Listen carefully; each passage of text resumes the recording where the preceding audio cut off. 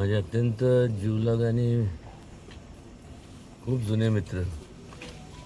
म्हणजे ज्यावेळेस मी कॉलेज संपून सातारला आलो तेव्हापासूनची आमची मैत्री.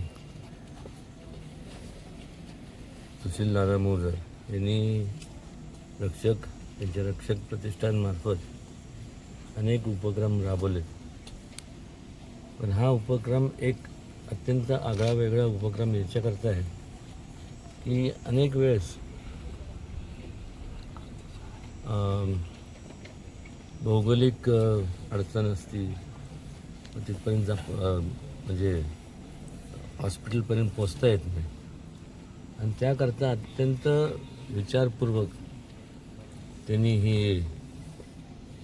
हेल्थ केअर गाडी तयार केलेली आहे. त्याच्या माध्यमातून अत्यंत दुर्लक्षित दुर्गम भाग खास करून यांच्या सेवेकरता, जेणेकरून त्यांना त्या ठिकाणी संपूर्ण त्यांची शरीराची काय परिस्थिती आहे ही त्यांना समजली गेली पाहिजे. आणि त्याच्या माध्यमातून त्यांना मोठ्या प्रमाणावरती म्हणजे औषध उपचार करता येईल. बऱ्याच वेळेस केवळ फक्त असे जे लोक असतात जे डोंगरी परिसरात, जे अत्यंत म्हणजे दुर्गम परिसरात राहतात, त्यांना हॉस्पिटलपर्यंत पोचता येत नाही.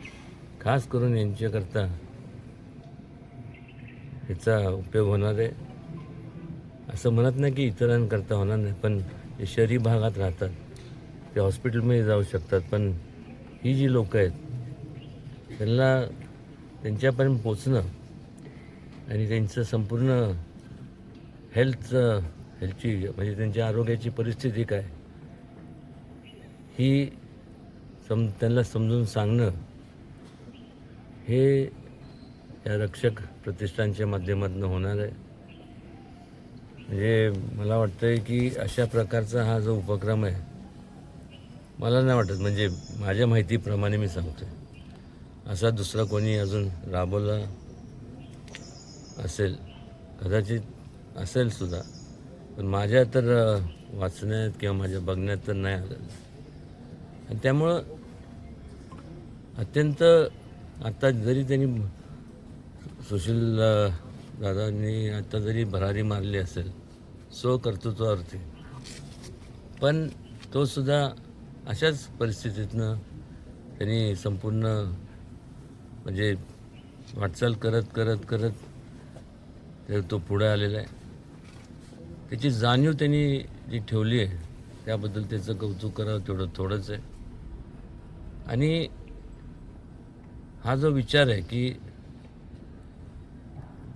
जे लोक हॉस्पिटलपर्यंत जाऊ शकत नाही किंवा आर्थिक परिस्थितीमुळे त्यांना किंवा तिथं भौगोलिकदृष्ट्या जाऊ शकत नाही, मग त्यांच्यापर्यंत पोचून त्यांच्या संपूर्ण हेल्थचं, आरोग्याचं त्यांना संपूर्ण पॅरामीटर्स समजून सांगणं हे त्यांनी त्याचं रक्षक प्रतिष्ठानच्या माध्यमातून त्यांनी या सगळ्यांनी त्यांनी म्हणजे स्वतःचं कर्तव्य समजलं. अत्यंत स्तुत्य असा हा उपक्रम आहे. माझं तर म्हणणं आहे की याचं ठिकठिकाणी खास करून शासनाने याचं अनुकरण करावं आणि शासनाने त्यांच्या माध्यमातून अशा प्रकारच्या संपूर्ण मेडिकल चेकअप्स, बऱ्याचशा चेकअपच्या असे व्हॅन्स निर्माण कराव्यात.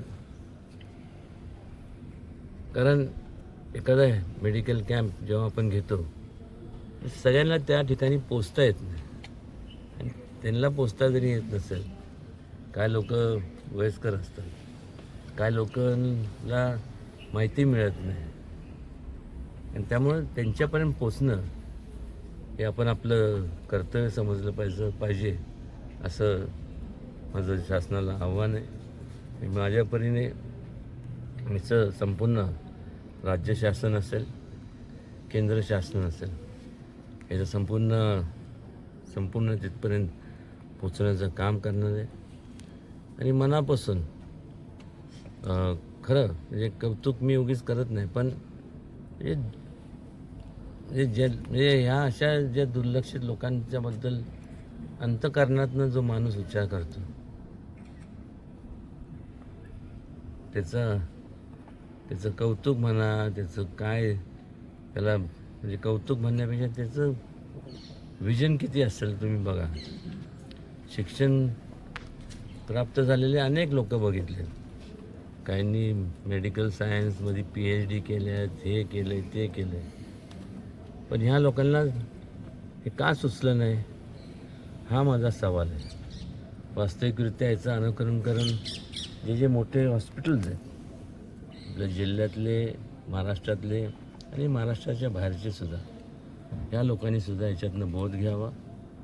इथं म्हणेन की त्यांनी एक मिशन म्हणून त्यांनी हे राबवावं आणि केंद्र शासनाच्या माध्यमातून जे म्हणून काय त्याला या संदर्भात करता येईल ते निश्चितपणे त्याचा पाठपुरावा करेन. कारण की लोकांची सेवा देवाची सेवा, लोकांची सेवा म्हणजेच देवाची सेवा, असं या ठिकाणी मला सांगावंसं वाटतं. अत्यंत स्तुत्य असा कार्यक्रम आहे. किंबहुना म्हणजे मलासुद्धा म्हणजे दुसऱ्याचं बोलण्यापेक्षा मी माझं स्वतःच सांगतो, मलासुद्धा सुचलं नव्हतं, ते सुशीलला सुचलं. हे तुम्ही विचार करा किती विचार बनते. माझा मित्र आहे आणि खऱ्या अर्थाने म्हणजे एवढे आशीर्वाद त्याला मिळणार आहे. आणि आशीर्वाद मिळण्याकरता ते करत नाही, पण अंतःकरणातनं लोकांची सेवा म्हणून त्यांनी संपूर्ण हे केलं आहे. खऱ्या अर्थाने मित्र असावा तर ह्या शहाण्यासारखा. महाराज साहेब, आपण